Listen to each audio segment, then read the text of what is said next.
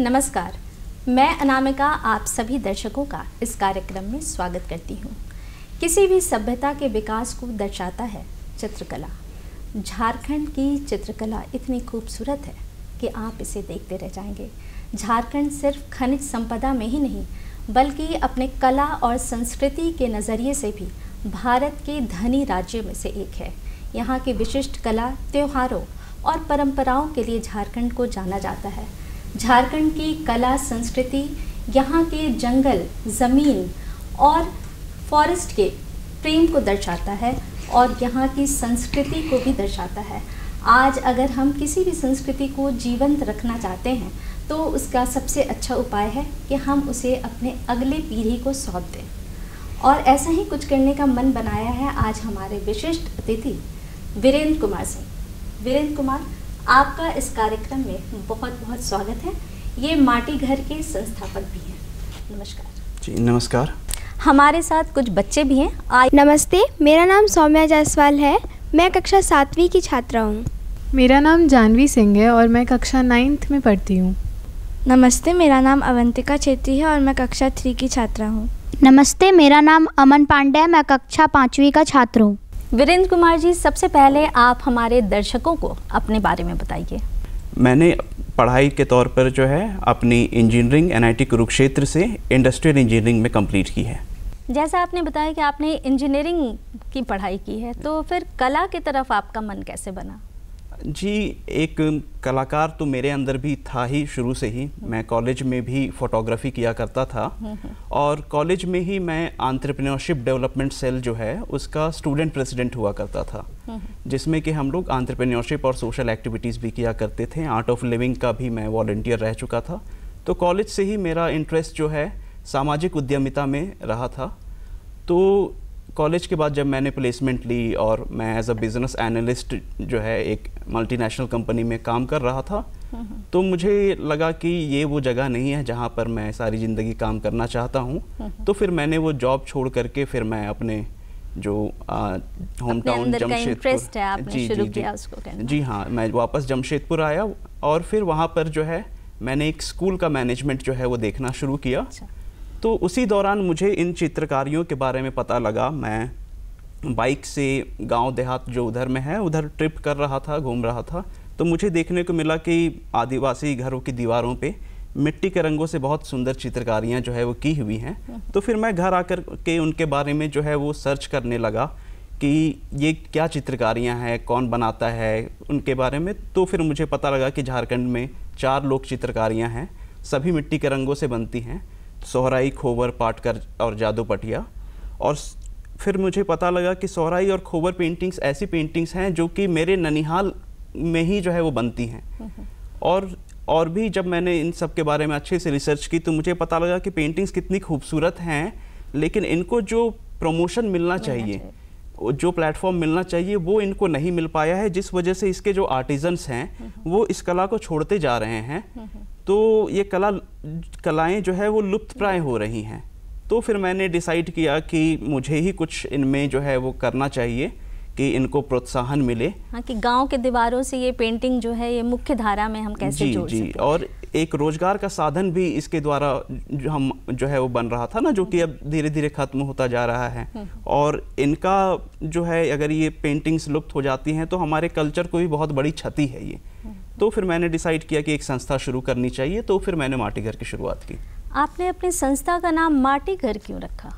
जी, माटी घर नाम रखने के पीछे जो रीज़न है वो है कि जितनी भी ये चित्रकारियाँ हैं उनका कॉमन कनेक्शन है ये माटी घर। सोहराई और खोबर पेंटिंग्स जो है वो माटी के जो घरों में मिट्टी के रंगों से ही बनाई जाती हैं और रहते भी वो लोग मिट्टी के घरों में ही हैं।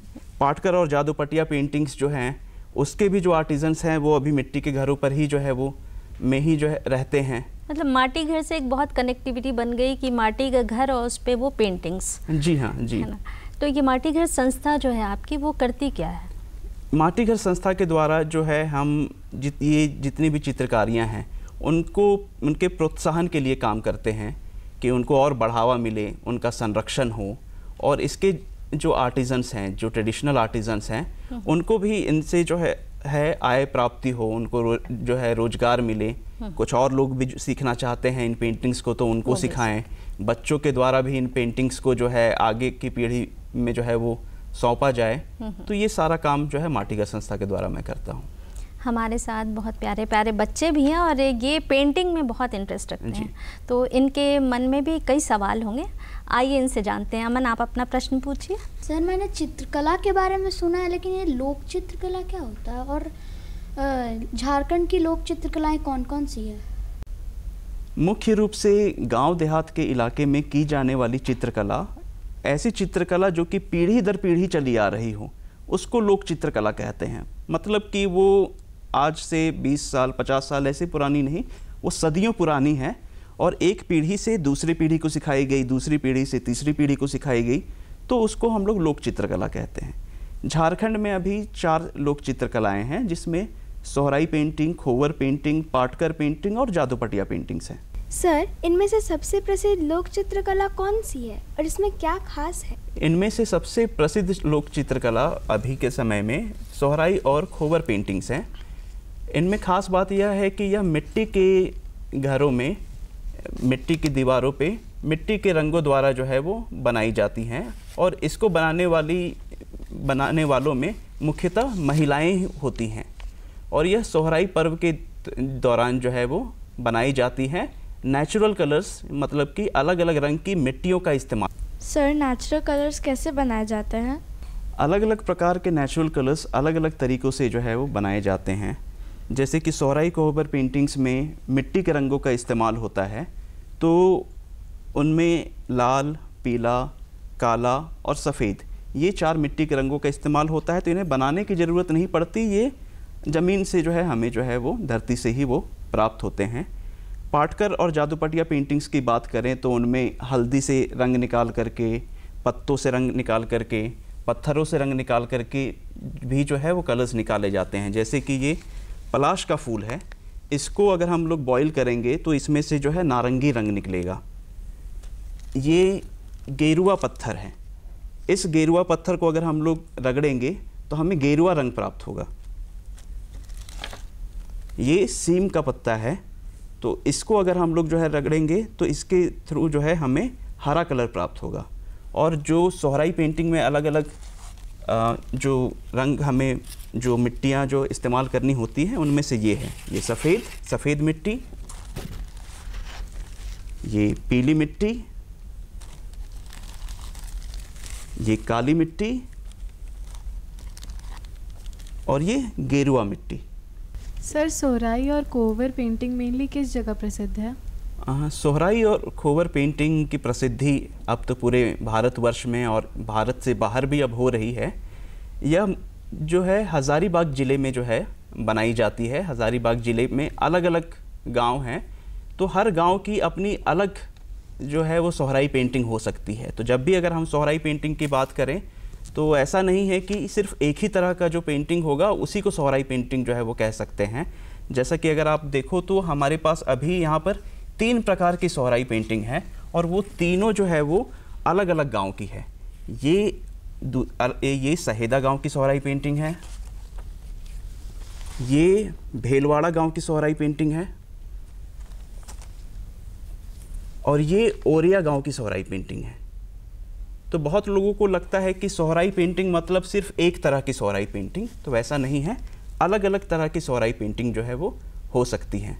तो सोहराई और खोवर दोनों पेंटिंग हज़ारीबाग ज़िले में बनाई जाती हैं। सर, सोहराई पेंटिंग का मेन थीम क्या होता है? सोहराई पेंटिंग का मेन थीम जो है, 2 थीम इसमें ज़्यादा प्रचलित हैं। पहला जो है वो मातृत्व की भावना को झलकाना। मतलब कि अगर आप देखिएगा तो अगर पेंटिंग में हाथिनी बनी हुई है तो उसके साथ में उसका बच्चा भी जो है कई बार दिखाया जाता है। अगर मोरनी का जो है वो चित्र बनाया गया है तो मोरनी के साथ में उसके बच्चे को दिखाया जाता है।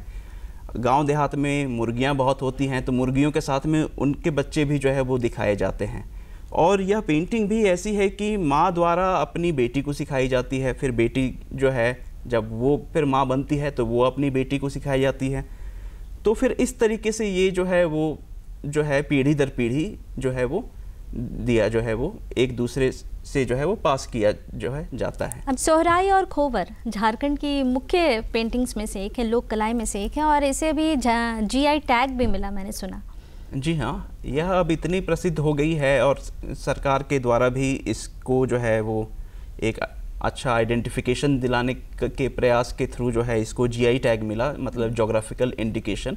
तो इसके थ्रू अब ये हो गया है कि हज़ारीबाग ज़िले में ही जो सोहराई और खोवर पेंटिंग्स जो बनाई जाएंगी उसी को हम असली सोहराई पेंटिंग्स जो है वो कह सकते हैं। अभी तक यह दूसरी जो नामी पेंटिंग्स हैं जैसे मधुबनी पेंटिंग, उड़ीसा पट्टचित्रा, बंगाल पट्टचित्रा, इन सब को ही मिला था। झारखंड से पहला GI टैग सोहराई खोवर पेंटिंग्स को मिला। मैंने मन की बात में भी प्रधानमंत्री को सुना इसका जिक्र करते हुए। जी हाँ, एक्चुअल में देखा जाए तो सोहराई खोवर की पेंटिंग्स की प्रसिद्धि उस समय से ज़्यादा बढ़ गई जब हमारे आदरणीय प्रधानमंत्री जी हज़ारीबाग रेलवे स्टेशन का उद्घाटन करने आए थे। अच्छा। तो वहाँ पर पूरी रेलवे स्टेशन की दीवारों में सोहराई और खोवर पेंटिंग से जो है उसको सजाया गया था। तब उन्हें वो पेंटिंग्स काफ़ी पसंद आईं और उन्होंने अपना जो रेडियो प्रोग्राम है मन की बात, उसमें उसका उन्होंने जिक्र भी किया। तो तब से इन पेंटिंग्स की प्रसिद्धि और ज़्यादा बढ़ गई है। सर, पाटकर पेंटिंग क्या है और इस पेंटिंग को बनाने के लिए कौन कौन से मटेरियल्स का यूज़ होता है? पाटकर पेंटिंग भी जैसा कि मैंने बताया झारखंड की लोक चित्रकारियों में से एक है। इसका मूल स्वरूप जो है पाटकर पेंटिंग का वो है कि यह एक स्क्रोल पेंटिंग है। तो स्क्रोल पेंटिंग में क्या होता है कि इस तरह से जो है वो पेंटिंग होती है। तो ये स्क्रोल है। अब इसमें अलग अलग सेक्शंस जो है वो बने होते हैं और अलग अलग सेक्शन की अलग अलग जो है वो कहानी होती है। तो इसको एक मूवी की तरह जो है इसकी कहानी को जो है वो पाटकर जो है वो लोग जो है वो सुनाते हैं। तो उनके जो है जीवन यापन का एक यही जो है वो सोर्स था पहले कि वो स्क्रोल पेंटिंग्स बनाते थे और जगह जगह घूम करके इसकी जो है कहानियाँ सुनाते थे कि इस सीन में क्या हुआ, उसके बाद फिर अगले सीन में क्या हुआ। उस तरीके से वो लोग गा करके जो है वो सुनाते थे। अब जो है वो स्क्रोल पेंटिंग्स थोड़ी बननी कम हो गई हैं क्योंकि इनको बेचना थोड़ा मुश्किल हो जाता है। तो अब इनको छोटे फॉर्म में जो है वो बनाना उन लोगों ने शुरू किया है। तो अब इस प्रकार से छोटी पेंटिंग्स जो है वो बनाते हैं क्योंकि इनको बेचना जो है थोड़ा इजी होता है। इसको भी बनाने में नेचुरल कलर्स का इस्तेमाल होता है, जैसे मैंने दिखाया आप लोगों को कि गेरुआ पत्थर दिखाया, सीम का पत्ता दिखाया, उसके अलावा हल्दी, पेड़ की छाल, इन सब से भी कलर्स निकाल करके इनको जो है वो बनाया जाता है।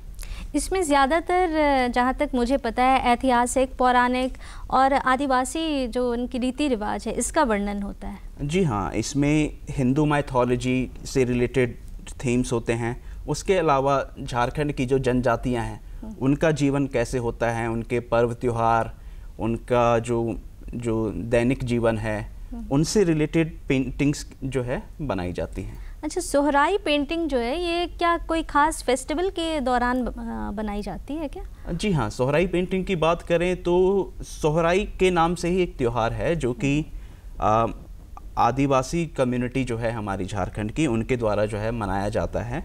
तो दिवाली के अगले दिन, जिस दिन हिंदू कम्युनिटी गोवर्धन पूजा मनाती है, वो लोग सोहराई फेस्टिवल मनाते हैं। अच्छा। तो एक तरीके से ये एक हार्वेस्ट फेस्टिवल भी है कि धान कटाई के बाद जो है उसको सेलिब्रेट करने के लिए, और फिर खेती में जितने भी पशुधन जो इस्तेमाल होते हैं, गाय बैल वगैरह, तो उनको एक तरीके से रिस्पेक्ट देने के लिए ये जो है त्यौहार जो है मनाया जाता है। अच्छा। और इनमें क्योंकि त्यौहार है तो थोड़ी साज सजावट तो होती ही है, तो अपने घरों को सजाने के लिए इन पेंटिंग्स का इस्तेमाल किया जाता है। तो क्योंकि सोहराई पेंटिंग्स जो है ये सोहराई पर्व के त्यौहार दौरान जो है वो बनती हैं, तो इसीलिए इनको सोहराई पेंटिंग नाम दे दिया गया है। और खोवर जो है ये कब बनाया जाता है, क्या खास इसमें भी कोई खास बात है खोवर बनाने में? जी हाँ, खोवर पेंटिंग्स जो है इसका मूल स्वरूप यह है कि यह शादी ब्याह के दौरान जो है वो बनाई जाती हैं।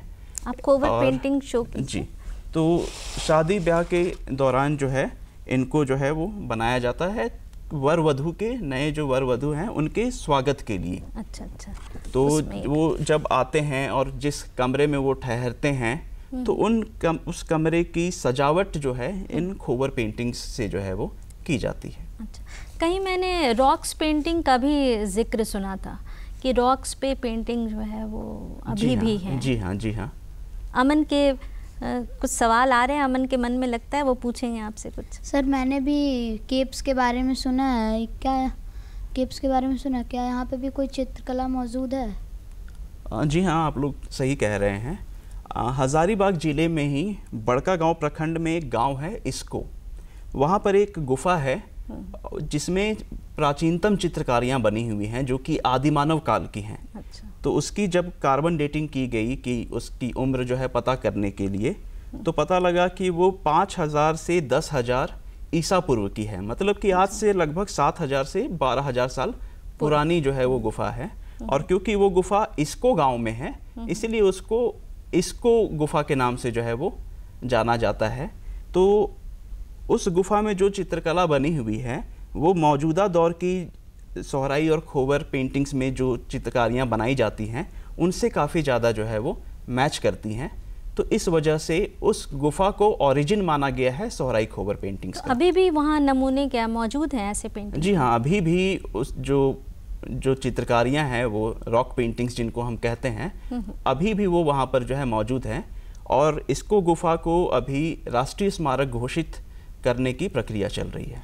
अच्छा, पाटकर पेंटिंग्स के बारे में जो आपने बताया, ये मुझे लगता है कि सबसे पौराणिक चित्रकलाओं में से एक है। जी हाँ, आप सही कह रही हैं। क्योंकि गरुड़ पुराण में भी मैंने इसका वर्णन देखा है। जी हाँ, जी। और एक और पेंटिंग है हमारे यहाँ जादोपटिया। जी, उसके बारे में आप बच्चों को बताइए। जी, तो जादोपटिया पेंटिंग्स जो है वो झारखंड के दुमका ज़िले में जो है बनाई जाती हैं। इसको भी जो बनाते हैं उसको चित्रकार कम्युनिटी जो है बनाती है। पाटकर और जादोपटिया दोनों पेंटिंग्स जो बनाते हैं वो चित्रकार कम्युनिटी के जो है लोग बनाते हैं। इस पेंटिंग में भी जो रंगों का इस्तेमाल किया गया है वो भी नेचुरल कलर्स का ही जो है इस्तेमाल किया गया है। और इसको जो है इसका थीम जो है थोड़ा पाटकर पेंटिंग से वो अलग हो जाता है। अच्छा, जादोपटिया मैंने कहीं सुना कि जादुई पेंटिंग, ये जादुई वर्ड कहाँ से इसमें आई? जी, जादोपटिया एक्चुअली अगर उसको ब्रेक करें तो जादो उस कम्युनिटी का नाम है। चित्रकार वो लोग अपना सरनेम लिखते हैं, लेकिन वो कम्युनिटी को जादो कम्युनिटी कहते हैं। अच्छा। हालांकि जादुई जो टर्म है वो इसमें इस तरीके से वो आया कि जब भी जो है ये किसी आदिवासी घर में किसी की डेथ होती है, अच्छा, तो ये जो जादोपटिया लोग हैं ये अपनी स्क्रोल पेंटिंग्स में इनका एक थीम है मृत्युपटा और यमापटा का। अच्छा। जिसमें ये लोग की डेथ के बाद, किसी की डेथ के बाद उसके साथ कैसा बिहेवियर होता है वो स्वर्ग में या नर्क में, उसको वो लोग जो है डिपिक्ट करते हैं, उसको जो है वो लोग दिखलाते हैं वो स्क्रोल पेंटिंग के माध्यम से। तो अगर किसी के भी घर में डेथ हुई तो वो लोग अपनी पेंटिंग्स लेकर के जाते थे और उसको कहानी सुनाते थे कि ऐसा ऐसा जो भी मर गया है उसके साथ में अब ऐसा ऐसा वहाँ पर हो रहा है। तो उसमें एक प्रोसेस है चक्षुदान। अच्छा। मतलब कि वो अगर पेंटिंग बना करके ले गए हैं जो भी जिसकी भी डेथ हुई है उसका, तो उसकी आंखों की पुतली वो लोग नहीं बनाएंगे। अच्छा। और कहानी सुनाने के बाद वो लोग उस घर से दक्षिणा लेते थे और दक्षिणा लेने के बाद जो है वो उस आंख में जो है वो पुतली बनाते थे और कहते थे कि इससे जो है अब उनको, उनकी आत्मा को जो है, जो जिनका डेथ हुआ है उनकी आत्मा को मोक्ष मिल गया, वो अब वो शांति जो है मिल गई, या वो वहाँ पर सुखी से हैं। तो एक तरीके से ये एक मैजिक एलिमेंट इसके अंदर में आ गया पेंटिंग का, तो जादुई शब्द जो है वहाँ से आ गया। सर, आपने जिन सुंदर सुंदर पेंटिंग्स के बारे में बताया उनमें कौन से कलर्स और कौन से ब्रशेस का यूज़ होता है? इन सभी पेंटिंग्स में जो है, जैसा कि मैंने दिखाया है कि नेचुरल कलर्स का ही इस्तेमाल होता है। अब क्योंकि थोड़ा मॉडर्न टाइम हो गया है तो लोगों के पास में और भी कलर्स अवेलेबल होते हैं, जो आर्टिस्ट हैं उनके पास में, तो कई बार वो दूसरे कलर्स भी इस्तेमाल कर लेते हैं। जैसे कि अगर ये आप देखो इस कैनवस बोर्ड के ऊपर में नेचुरल कलर्स जो है वो टिकेंगे नहीं, वो झड़ जाएंगे, तो इसलिए इनके ऊपर में जो है एक्रेलिक कलर्स का इस्तेमाल किया गया है। नहीं तो उसके अलावा जितनी भी यहाँ पर पेंटिंग्स हैं उन सब में जो है नेचुरल कलर्स का इस्तेमाल किया गया है। तो पहले के समय में जो है जो ब्रशेस इस्तेमाल किए जाते थे उसके लिए बकरी के बाल, खास करके उसके पूंछ के बाल, उनको जो है बांध करके ब्रश बनाया जाता था। उसके अलावा गिलहरी के भी बाल जो है झड़े हुए मिलते थे तो उसको भी यूज़ करके ब्रश बना लिया जाता था, ये जादू पटिया और पाटकर पेंटिंग में। और सोहराई खोबर पेंटिंग्स में तो दातुन जो है, जिससे कि गांव में लोग अपने दांत साफ़ करते हैं, तो उसको चबाने के बाद वो सॉफ्ट हो जाता है, तो उसको ब्रश की तरह जो है वो इस्तेमाल करते थे दीवारों में पेंटिंग करने के लिए। और जैसा आपने कि कहा कि अब ये पहले तो दीवारों में होता था, दीवारों से फिर कागज़ में आया और कागज़ से फिर अलग अलग सामानों में भी जो है ये पेंटिंग जो है वो होने लग गई है। जैसे कि आप मेरे हाथ में ये पेन स्टैंड देख रहे हैं, तो इस पेन स्टैंड में पाटकर पेंटिंग जो है वो की गई है। इसके अलावा ये मास्क है, इस मास्क में भी जो है सोहराई पेंटिंग की गई है। फिर ये आप देख रहे हैं, ये एक टोट बैग है, इसमें भी सोहराई पेंटिंग जो है बनाई गई है। और फिर ये कुशन कवर है, कुशन कवर में पाटकर पेंटिंग की गई है। तो इससे रोजगार के साधन जो है वो ज़्यादा खुलते हैं, क्योंकि हमेशा हर कोई जो है वो सिर्फ पेंटिंग्स लेकर के फ्रेम नहीं करना चाहता, वो चाहता है कि कुछ ऐसी चीज़ों में हमें पेंटिंग्स मिलें जिनको हम रोज़मर्रा के दौरान जो है वो इस्तेमाल कर सकें, किसी को गिफ्ट कर दे सकें। हाँ, इतनी खूबसूरत हैं कि आप अगर किसी को गिफ्ट करें तो एक झारखंड की याद भी बनी रह जाएगी, और इतनी खूबसूरत कलाकृतियाँ जो हैं उनका विस्तार भी होगा, लोग जगह जगह पर इसे जानेंगे भी। जी हाँ, बहुत ज़रूरी है ये कि गिफ्टिंग कल्चर में ये आए। एक तो लोग अपने घरों को डेकोरेट करें ही करें, लेकिन साथ में अपने जो भी मित्र हैं उनको, ये मित्र हैं, रिश्तेदार हैं, उनको गिफ्ट करें, ताकि उनके घरों में भी ये चीज़ें होंगी तो जो भी उनके घर आएंगे वो देखेंगे, प्रश्न करेंगे, तो ज़्यादा लोगों तक ये पेंटिंग्स जो है वो पहुंच पाएंगी। सर, मैंने कई जगह शहरों के दीवारों पर खूबसूरत पेंटिंग्स देखी है, स्टेशन पर भी। यह कौन सा आर्ट फॉर्म है?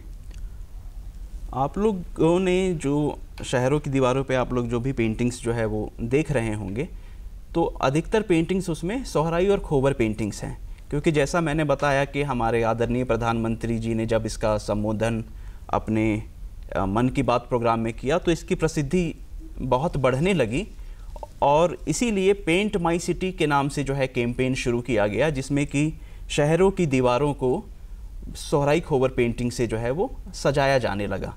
तो उसी कैंपेन के तहत जो है आप लोगों ने बनी हुई पेंटिंग्स जो है अपने शहरों की दीवारों में देखी होंगी। सर, जब इतनी खूबसूरत और सुंदर पेंटिंग्स हमारे यहाँ हैं तो इन्हें हमारे स्कूल में क्यों नहीं सिखाया जाता? स्कूल में अभी तो यह पेंटिंग्स नहीं सिखाई जाती हैं, क्योंकि करिकुलम में शामिल करना जो है वो थोड़ा लंबा प्रोसेस होता है, बहुत सारी डिस्कशंस होती हैं, उसके बाद इसको किसी भी चीज़ को करिकुलम में इंक्लूड किया जा सकता है। लेकिन वर्कशॉप्स के तौर पे या एक्स्ट्रा क्लासेस के तौर पे इन पेंटिंग्स को ज़रूर जो है स्कूल्स में सिखाया जा सकता है। वैसा ही हमने जमशेदपुर के स्कूल में, जिस स्कूल का मैनेजमेंट मैं संभालता था, उसमें हम लोगों ने ये काम जो है वो शुरू किया था कि हर शनिवार को बच्चों का हम लोग आर्ट क्लास जो है वो करवाते थे, जिसमें हम लोग उनको पाटकर पेंटिंग सिखाते थे। और वो पाटकर पेंटिंग सिखाने के लिए जमशेदपुर से लगभग 70 किलोमीटर दूर ही आमाडूबी गांव है, जिस गांव में पाटकर पेंटिंग के चित्रकार रहते हैं, उनमें से एक को हम लोग बुलाते थे। वो हर शनिवार को आते थे और बच्चों का 2-3 घंटे का वो क्लास लेते थे, और बच्चे बहुत अच्छी तरीके से वो पेंटिंग्स बनाना सीख गए थे, और वो भी नेचुरल कलर से ही बनाते थे। ऐसा नहीं है कि अब मार्केट में जो कलर मिल रहा है एक्रिलिक कलर या पोस्टर कलर, उसी से बनाना शुरू कर दिए। हम चाहते थे कि जो ट्रेडिशनल तरीका है वो सबको पता हो, वो आगे वाली पीढ़ी को भी वो जानने को मिले, तो इसलिए नेचुरल कलर से ही वो लोग भी, बच्चे भी जो है पेंटिंग्स बनाते थे। और उन्हीं बच्चों के द्वारा बनाई गई मैं एक पेंटिंग जो है आज आप लोगों को दिखाने के लिए लाया हूँ। तो ये पेंटिंग जो है वहीं की हमारी एक स्टूडेंट ने जो है वो ये पेंटिंग बनाई है। तो ये पाटकर पेंटिंग है, नेचुरल कलर से बनी हुई है और स्टूडेंट के द्वारा जो है बनाई गई है।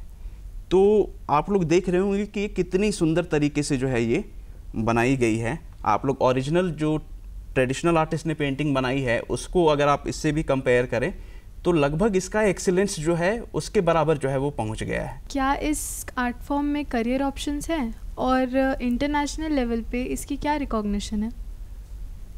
इंटरनेशनल लेवल पर इन पेंटिंग्स की रिकॉग्निशन अब काफ़ी हो रही है। जैसे सोहराई खोबर पेंटिंग्स को जब से जीआई टैग मिला है तब से नेशनल और इंटरनेशनल लेवल दोनों पर ही इसकी जो है वो मांग बढ़ी है। हमारे संस्था के द्वारा भी जो है सोहराई खोबर पेंटिंग्स, पाटकर पेंटिंग्स भी जो है अमेरिका भेजी गई हैं, क्योंकि वहाँ से भी हमारे पास जो है वो डिमांड आया था। और अभी कुछ पेंटिंग्स जो है यूरोप भी हम जो है भेज रहे हैं। और रही बात करियर ऑप्शंस की, तो इन पेंटिंग्स के माध्यम से मुझे 4 करियर ऑप्शंस जो हैं वो नज़र आते हैं। पहला है कि आप इन पेंटिंग्स की आर्टिस्ट बन सकती हैं और इन पेंटिंग्स को आप अलग अलग प्रोडक्ट्स में या फिर पेंटिंग के तौर पे ही बना करके जो है वो सेल कर सकती हैं। दूसरा जो मुझे दिखता है वो है टीचर का, कि अगर आप ये पेंटिंग्स बनाना सीख जाती हैं तो इन पेंटिंग्स को फिर आप दूसरे लोगों को बनाना सिखा सकती हैं, बच्चों को भी सिखा सकते हैं। बहुत सारी महिलाएं भी इच्छुक होती हैं कि इन पेंटिंग्स को हम सीखें, तो उनको आप क्लासेस दे सकती हैं। तीसरा है कि आप उद्यमी बन सकती हैं, आप एंटरप्रेन्योर बन सकती हैं कि इन पेंटिंग्स को जो है अलग अलग प्रोडक्ट्स में या फिर जो है आप इसको अलग अलग प्लेसेस में, जैसे कि बहुत लोगों को अपने घरों में भी करवाना अच्छा लगता है। उसके अलावा जैसे कि आप देख रही हैं कि शहरों की दीवारों में भी पेंटिंग्स जो है वो होती हैं, तो लोग चाहते हैं कि इस तरीके की सर्विसेज उनको मिलें। आपने अपना इतना कीमती वक्त हमारे बच्चों के साथ गुजारा, इनके कोमल मन में इन चित्रकारों के बारे में इतना प्रेम जगाया। जाहिर है इनको बहुत इंटरेस्ट जागा होगा और आगे चल के भी ये बच्चे जो हैं इन पेंटिंग्स को अपनाएंगे। आप बच्चे भी यहाँ पे आए, आपका बहुत बहुत धन्यवाद। आपका भी बहुत बहुत धन्यवाद इस कार्यक्रम में आने के लिए और इतनी अहम जानकारी आपने दी। लोक कलाएँ सिर्फ मनोरंजन का साधन नहीं है, इसमें इतिहास है, विज्ञान है, जीवन है, हमारी आत्मा है। हमारे छोटे छोटे बच्चे जो हैं ये हमारी जो लोक कलाएँ हैं इनको ये आगे ले जा सकते हैं। हमारी जो संस्कृति है, सभ्यता है, इनको ये आगे ले जाएंगे। तो क्यों नहीं आज से ही हम इन्हें सिखाएं। आज के लिए बस इतना ही। नमस्कार।